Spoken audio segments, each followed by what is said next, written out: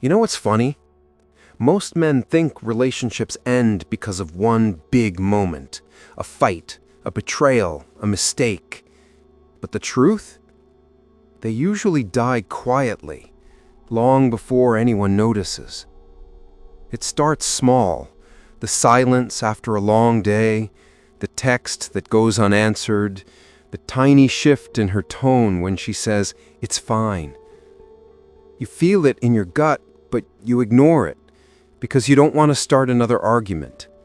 You tell yourself she's just tired. You tell yourself it's normal. But deep down, you know it's not. Most men don't realize how fragile connection really is. We think being there physically is enough, that providing, protecting, or showing loyalty will keep her close. But women don't drift away overnight. They fade away emotionally first. And when a woman checks out emotionally, there's almost nothing left to save. The truth is, men avoid emotional confrontation, not because we don't care, but because we don't know how to handle it. We were never taught to talk about feelings without sounding weak. We were told to stay strong, stay silent, stay in control. But silence doesn't solve distance, it feeds it. By the time you notice her pulling away, she's already been gone for months in her mind. She's already built a world where you don't exist. And the scariest part? You probably helped her build it by pretending everything was fine when it wasn't. Most relationships don't collapse because of one person's failure. They collapse because both people stopped trying at the same time, one out loud, one in silence. And men? We're usually the silent ones. We wait for the explosion, when all along, the quiet was the warning. You think she changed, but the truth? You both did. And you didn't notice because you were too busy avoiding the truth that love isn't lost in anger. It's lost in neglect. Somewhere along the way, men confuse silence with strength. We think staying calm, staying quiet means we're in control. But that calm, it's not strength. It's suppression. And suppression is the slow poison that kills connection. See, most men aren't emotionally numb. We're emotionally starved. We were told from a young age, don't cry, don't complain, don't need too much. So we learn to shrink our emotions into small, safe boxes, and then we bring those boxes into our relationships, expecting them to survive. But love doesn't grow in silence. It suffocates there. When she says, "You never talk to me," what she really means is, "I can't feel you anymore." She's not asking for words, she's asking for presence. But by the time we realize that, it's already too late, because we built a wall so high, even we can't climb it. The truth is, men often lose love not because they stop caring, but because they stop expressing. We bury everything, fear, disappointment, confusion, and call it composure. We think it makes us stronger, but to her, it just looks like we don't care. And she starts to mirror that energy. She stops asking.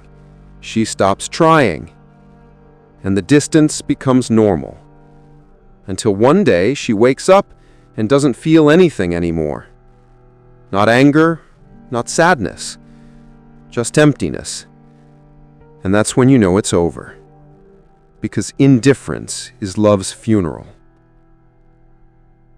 What men don't understand is this: your pride might protect your ego, but it will destroy your connection. You can't be emotionally unavailable and expect emotional loyalty. You can't give silence and expect warmth. And yet, that's what we do, over and over again. We chase success, validation, and distractions, anything to avoid the discomfort of vulnerability. But the truth men avoid is that emotional courage is rarer than physical courage. It takes more strength to say, "I feel lost," than lifting 200 pounds. But society never rewarded that kind of strength, so we never practiced it. And now we're paying for it. In broken homes, cold bedrooms, and quiet dinners with someone who used to look at us like we were everything. Modern love didn't die all at once. It died slowly, through notifications, comparisons, and silent resentments we never talked about. Relationships today don't end because of betrayal. They end because of distraction. Every scroll, every like, every message is a quiet invitation to disconnect. We don't argue face to face anymore. We argue through screens. We don't resolve, we retreat. And every time we do, the distance grows until we're no longer partners, just two people sharing Wi-Fi and pretending it's intimacy. Men fall hardest into this trap. We escape into digital noise because it's easier than confronting emotional noise. We say we're busy, but what we really are is avoidant. We drown in podcasts, hustle culture, gym sessions, all ways to feel productive while running from pain. But no matter how many distractions we stack, the silence in our personal lives gets louder. Women feel this too, but in a different way. They measure love in attention, in presence, and when that presence fades, they don't complain, they compare. They start watching others live the kind of connection they crave, and resentment turns into withdrawal. That's the death of emotional safety, not one explosion, but a quiet erosion. The saddest part? Most couples don't even realize it's happening. They still post pictures, still smile in public, still say, "We're fine." But behind that illusion is two people keeping score instead of keeping promises. She remembers every moment you dismissed her feelings. You remember every time she made you feel unappreciated.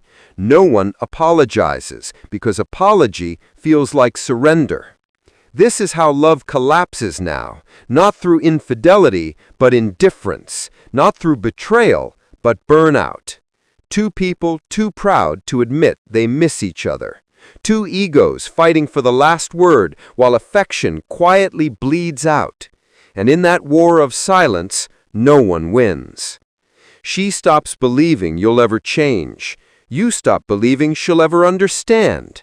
And what's left is two ghosts living inside the same routine, still calling it love because neither can face the truth. You can't fix something you refuse to feel. Respect, that's the quiet foundation no one talks about. It's not built on romance or words or gifts. It's built on consistency, discipline, and how you carry yourself when no one's watching. And the moment that respect cracks, love starts to decay. See, relationships don't collapse because love disappears. They collapse because respect erodes. A man loses respect for himself when he compromises too much just to keep peace. A woman loses respect for him when she feels he's lost his direction. And once respect fades, attraction follows. This is the hard truth men avoid. You can't negotiate desire. You can't talk a woman into admiring you again. Once she senses weakness, indecision, or emotional dependency, her instincts shift. And no matter how much you love her, you'll feel her pull away. That's not cruelty, it's biology. Women are drawn to strength, not dominance, but grounded confidence. The man who knows who he is, what he stands for, and what he will not tolerate. But most men trade that for comfort. They stop leading. They stop challenging. They stop growing. And growth is the oxygen of attraction. When a man stops evolving, the relationship suffocates. He becomes predictable, complacent, and she starts to look at him differently. The same man who once inspired her now feels like a burden she has to carry. That's when the emotional distance turns into disdain.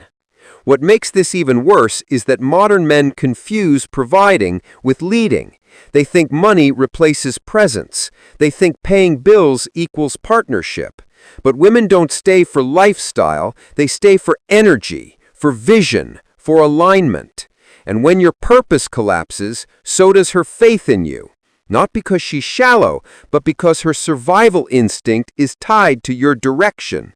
If you drift, she feels unsafe, even if she can't explain why.